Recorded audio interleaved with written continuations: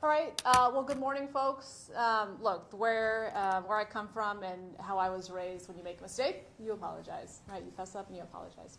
So I wanted to publicly apologize, certainly to my colleague, to my teammate, Councilwoman Kaur. I have apologized to her privately, but I wanted to make sure everybody knew that I had done the right thing and certainly apologized for hurting her feelings. That was certainly never my intention. And, you know, as an Air Force veteran, Iraq War veteran, I admit that I have a different set of experiences that allow me to view things a little bit differently than some of my colleagues. But and that morning we were discussing public safety, and I should not have raised my voice, and I should not have used profanity, and for that I apologize. Again, that morning I was very passionate about public safety, the issue that we were about to discuss. And there's a great diversity of experiences on the council. I think at the end of the day, though, what I will continue to remind myself of is that we are teammates.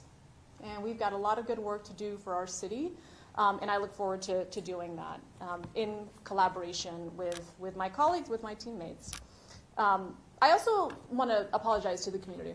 I think we recognize that this is a distraction.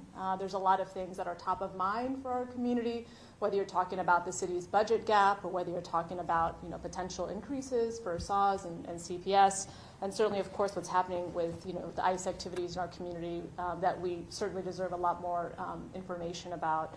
And so I want to apologize because I know this is distracting.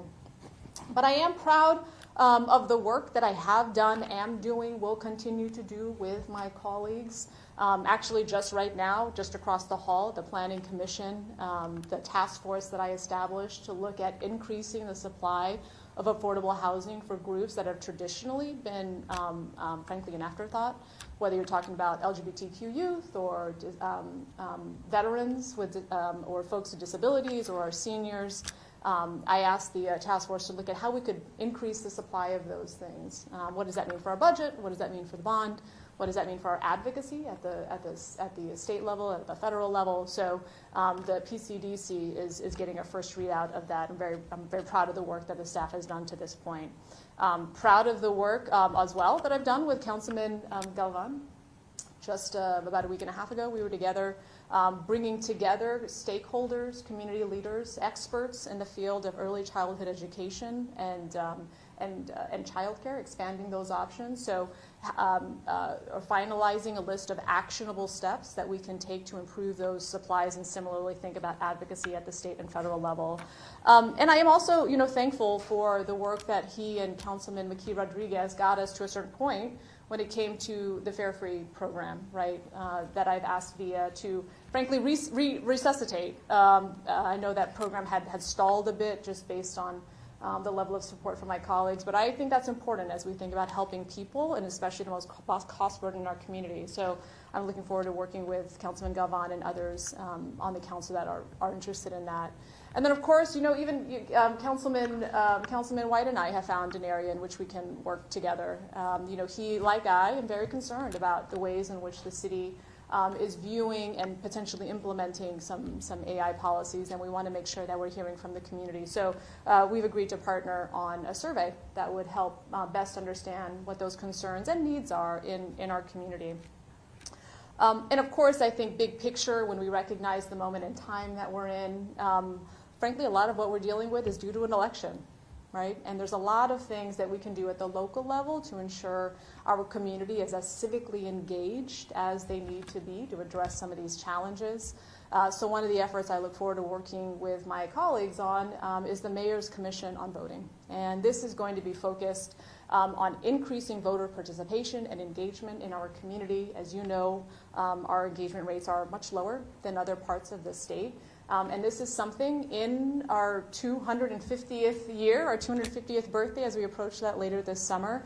I think there's a lot that we can do at the local level to ensure that we're doing what we can to ensure that we achieve that more perfect union. So again, I have privately and now publicly apologized to Councilwoman Kaur, and I look forward to working with the rest of the council, my teammates, to best serve San Antonio. So I will take a few questions. Yes, so the resolution actually actually calls for more than an apology. It talks about an apology training, about stepping down from the governance committee. Do you plan to take up the council on all those recommendations that they've made in the censure resolution? So I have, one of the things I saw in there, it was a written apology.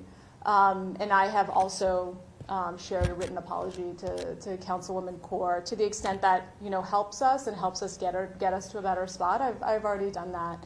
And I think, this idea of additional kind of leadership training, I'm thankful for all of the leadership training that I've had over the course of my career, both in and out of uniform.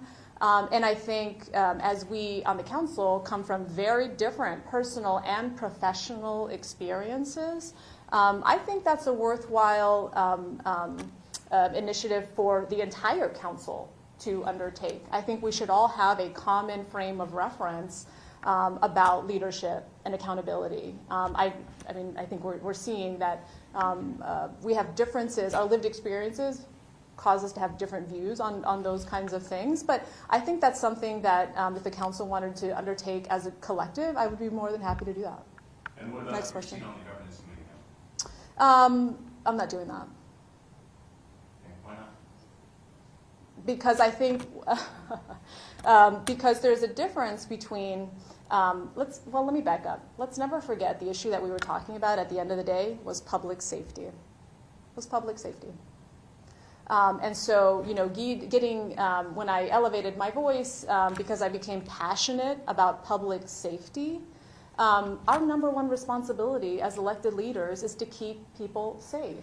And I became passionate because I, frankly, sided with the fire chief and her recommendations. And so I think that is separate and distinct from what I do on the governance committee.